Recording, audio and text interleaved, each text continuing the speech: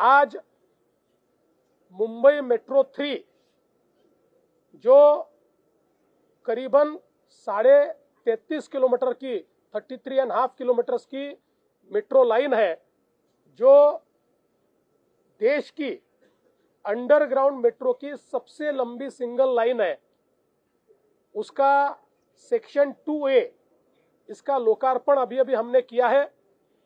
आप सभी को पता है, आदरणीय प्रधानमंत्री जी के हाथों से इसका जो पहला सेक्शन है 13 किलोमीटर का, उसकी शुरुआत सीप से बीकेसी तक हमने की थी।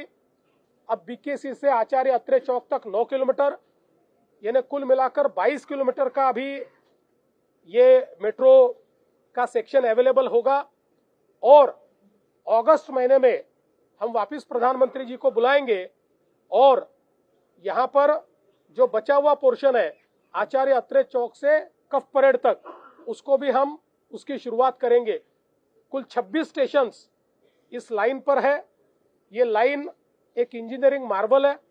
आप देख सकते हैं अभी जिस सेक्शन से हम लोग आए वो सेक्शन का टनल ये मीठी नदी के नीचे से निकला हुआ है, और आगे अगर हम लोग जाए तो जो गिरगांव या बाकी सारा वहां का इलाका है, इतने कंजेस्टेड इलाके में इतने सीमलेस स्टेशंस वहां पर तैयार किए गए हैं। और आप देख सकते हैं कि जो महत्वपूर्ण स्टेशंस है उनको मल्टीपल कनेक्टिविटी भी दी गई है। तो मुझे लगता है कि इसके कारण मुंबई के लोगों को इसका बहुत फायदा होगा। मुंबई की मेट्रो की राइडरशिप ये बड़े पैमाने पर बढ़ रही है। जिस प्रकार से एंड टू एंड कनेक्टिविटी हम देते जाएंगे वैसे राइडरशिप बढ़ती जाएगी। हमने पिछले समय ऐलान किया था कि मुंबई के लिए हम सिंगल टिकट सिंगल प्लेटफॉर्म तैयार करेंगे, यानी एक ही प्लेटफॉर्म पे सारे मोड ऑफ पब्लिक ट्रांसपोर्ट आएंगे और एक सिंगल टिकट पर आप उसमें ट्रैवल कर पाएंगे। उसकी पूरी शुरुआत हमने की है, उसके ट्रायल्स चल रहे हैं। ट्रायल्स सक्सेसफुल होने के बाद उसको कमर्शियली रोल आउट किया जाएगा। ऑल ट्रांसपोर्टेशन सिस्टम, मुंबई की सबर्बन रेलवे, मुंबई की मेट्रो, मुंबई की मोनो, मुंबई की बस सिस्टम इसके ऊपर है। और ये केवल मुंबई तक सीमित नहीं रहेगा, पूरे एमएमआर रीजन में ये प्लेटफॉर्म फर्स्ट फेज मुंबई और सेकंड फेज में पूरा एमएमआर रीजन हम इसमें इंटीग्रेट करेंगे। इसके कारण जो प्रवासी है उनको एंड टू एंड सॉल्यूशन मिलेगा। इसके साथ साथ उनको ये भी सुविधा होगी कि वो अपना ट्रैवल प्लान कर पाएंगे। वो लोग अगर हमारे ऐप पर जाकर वो जहां खड़े हैं वहां से उनको जहां जाना है इसका एंट्री करेंगे तो उनको एक ट्रैवल प्लान मिलेगा जो उनको डिटरमिन करेगा कि वो कहां से कहां कैसे जा सकते हैं, कितने मीटर पर उनको बस अवेलेबल है, कितने मीटर पर मेट्रो अवेलेबल है, कहां उनको उतरना है, कहां से कहां जाना है। ऐसी एंड टू एंड कनेक्टिविटी उनको मिलेगी। उसके साथ साथ कल ही शिंदे जी ने और हमने एक बेस्ट का ऐप जो गूगल के साथ एक हमने पिछले समय टाइप किया था, उसके अंतर्गत एक नया ऐप ये डेवलप किया हुआ है जिसमें हमारे बेस्ट की बसेस की रियल टाइम इंफॉर्मेशन आपको मिलेगी।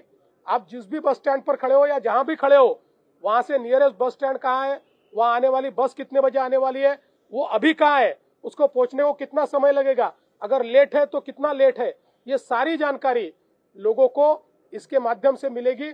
और इसी प्लेटफॉर्म से अदर मोड्स ऑफ ट्रांसपोर्ट की भी इंफॉर्मेशन आप ले सकते हैं, ट्रैवल प्लान भी तैयार कर सकते हैं।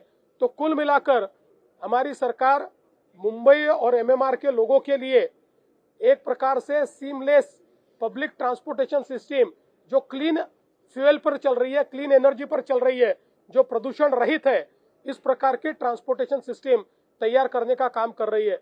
मैं आपको बताना चाहता हूं कि ये मेट्रो हम लोगों ने 2017 में शुरू की थी, ये शायद पहले कंप्लीट हो जाती, लेकिन आप लोग जानते हो बीच में 2-2.5 साल इस मेट्रो ने कई परेशानियों को झेला, सरकार की अनास्था को भी झेला। लेकिन जैसे ही 2022 में वापस शिंदे जी के नेतृत्व में हमारी सरकार आई, हमने बड़ी तेजी के साथ रुके हुए कामों को सारे अप्रूव किया, उसकी सारी कठिनाइयां दूर की और अब बड़ी गति के साथ ये काम चल रहा है। हमारा ऐसा मानना है आने वाले इस साल में 50 किलोमीटर और अगले साल में 50 किलोमीटर मेट्रो का काम हम कंप्लीट करेंगे, ताकि ये जो कनेक्टिविटी है जो थोड़ी डिस्टॉर्टेड है ये पूरी तरीके से सीमलेस इस प्रकार की कनेक्टिविटी लोगों को प्राप्त होगी।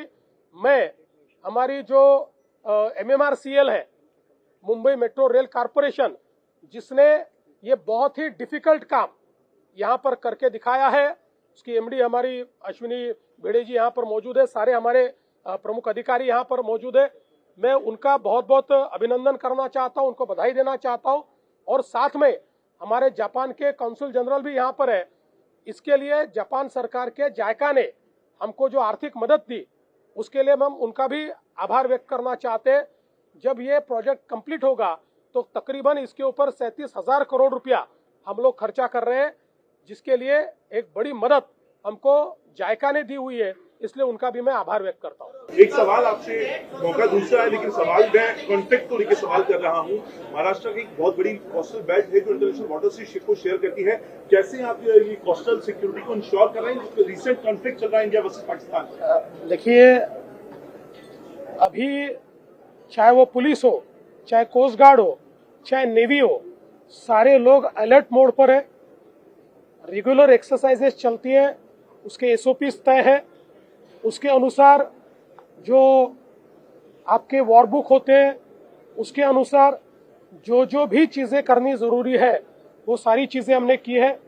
अभी इसके बाद एक हमारे इंटरनल सिक्योरिटी के दृष्टि से भी हम लोग एक जायज़ा लेने वाले हैं, एक मीटिंग भी हम लोगों ने बुलाई हुई है, तो हम लोग पूरे अलर्ट मोड पर हैं।